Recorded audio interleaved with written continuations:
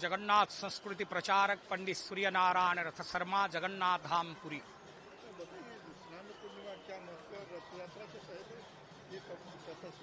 काल काल युग युग से ही जगन्नाथ महाप्रभु दारवी तनु धारण करके ये चतुर्युग का जो साधन पीठ है, जो कलियुग की परम धाम है, पुरुषोत्तम क्षेत्र है। इस क्षेत्र में भगवान श्री जगन्नाथ महाप्रभु दारवी तनु धारण करके श्री सह मानुष लीलया, मानव जाति जैसे चलते हैं, जैसे चालीचलन करते हैं, ऐसे ही भगवान जगन्नाथ महाप्रभु, ऐसा इनके व्यवहार है, इनका आचरण है, इनका लीला ही ऐसा है, मानवीय लीला कहा जाता है। और भगवान श्री जगन्नाथ के जो आज ज्येष्ठ पूर्णिमा है, इस ज्येष्ठ पूर्णिमा से आषाढ़ पूर्णिमा तक 1 महीने तक रथ यात्रा का अध्याय है। ज्येष्ठ पूर्णिमा से अमावस्या तक ये गुप्त यात्रा है। आज ज्येष्ठ पूर्णिमा में भगवान श्री जगन्नाथ महाप्रभु रत्न सिंहासन छोड़ करके महार में दरवाजे मंदिर के प्रांगण में जो स्नान मंडप है, इस स्नान मंडप में आकर बैठ गए। क्यों ना, जैसे जिस जाति धर्म निर्विशेष में जो भी आए, क्रिश्चियन हो, मुसलमान हो, बहाई हो, जो भी हो, कुछ हो, सब लोग भगवान को चर्म चक्षु में आज दर्शन कर पाएंगे मंदिर बाहर में खड़े होकर के। और आज भगवान श्री जगन्नाथ जी के देवस्नान पूर्णिमा वैदिक विधान के अनुसार सहस्र कुंभाभिषेक जल के द्वारा महाप्रभु का स्नान होगा। स्नान के पश्चात भगवान महाप्रभु महागजानन वेश में श्रृंगार होंगे।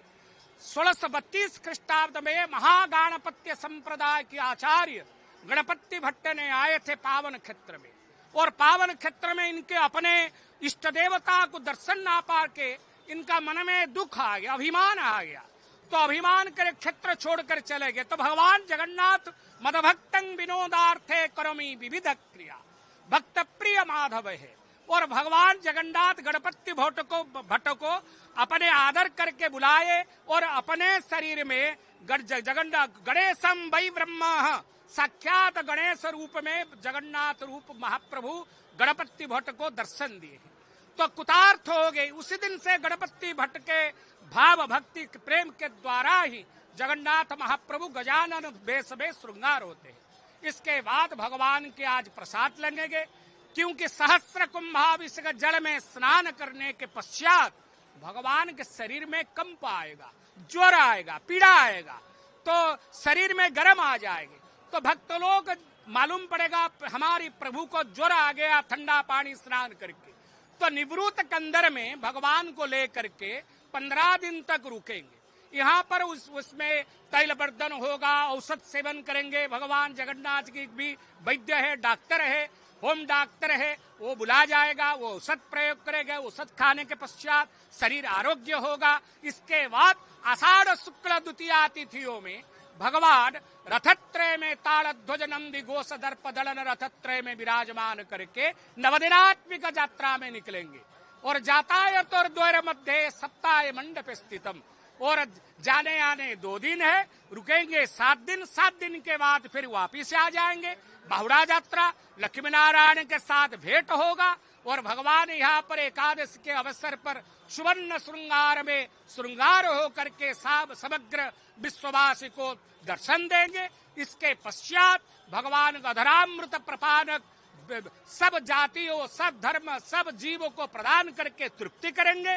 फिर अमावस्या चतुर्दशी के दिन भगवान नीलाद्रि विजय करेंगे। ऐसे 1 महीने तक भगवान की जो रथ यात्रा है, ये जाति धर्म सर्व को ऊर्ध्व में वो यात्रा है।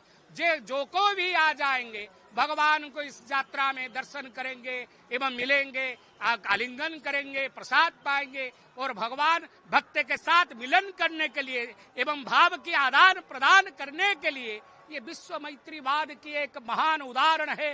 मानव समाज की लिए एक उदाहरण है।